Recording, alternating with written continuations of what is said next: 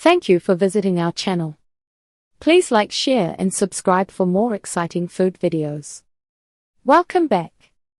In part 2, we'll make delicious fillings, add colors, and share tips for serving and storing your glutinous rice balls. Glutinous rice balls often mark special days. In Chinese culture, people eat tangyuan during the Lantern Festival and the winter solstice. The round shape stands for reunion, unity and togetherness.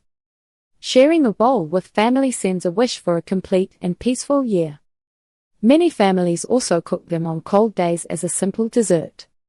The warmth of the syrup and the soft chew make them feel like a blanket in food form. Parents may invite kids to help roll the balls, which turns the kitchen into a small play space. Even outside of holidays, a bowl of glutinous rice balls can turn an ordinary evening into something a bit more special. It is a dessert that speaks of home, family stories and quiet moments around the table. How to make glutinous rice balls at home, step-by-step guide. Homemade glutinous rice balls only need a few pantry items and some patience. Once you learn the basic dough, you can fill and flavor them however you like. Simple ingredients and tools you need. For the dough, glutinous rice flour, sweet rice flour. Room temperature water. Optional sugar. A pinch of salt. For fillings, try black sesame paste mixed with sugar.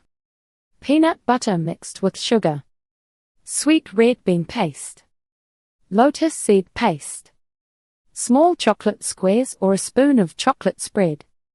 Helpful tools, mixing bowl. Spoon or chopsticks. Small pot for boiling.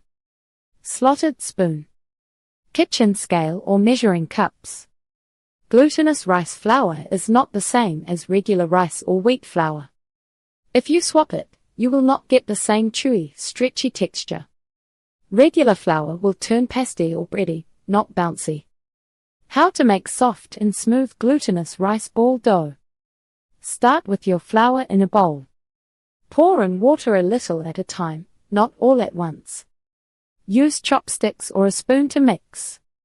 The crumbs will slowly come together into a rough dough.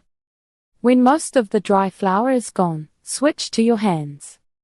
Knead the dough in the bowl or on a clean surface.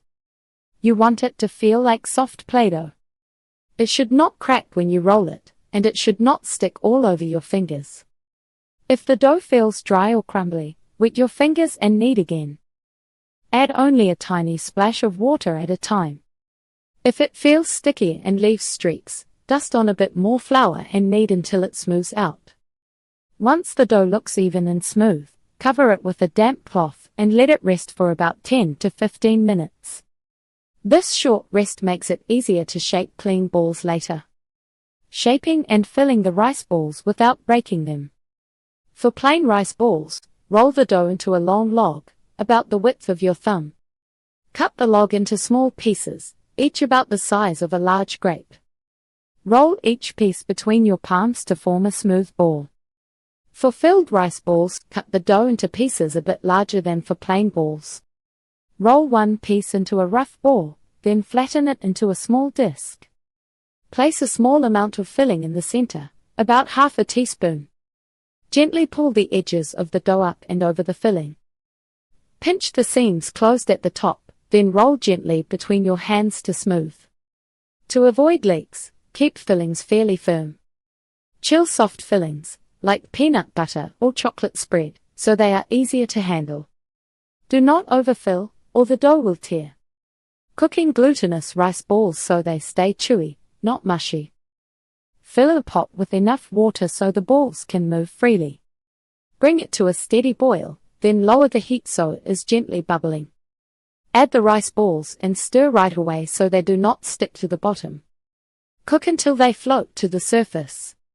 For small balls, this usually takes 3 to 5 minutes.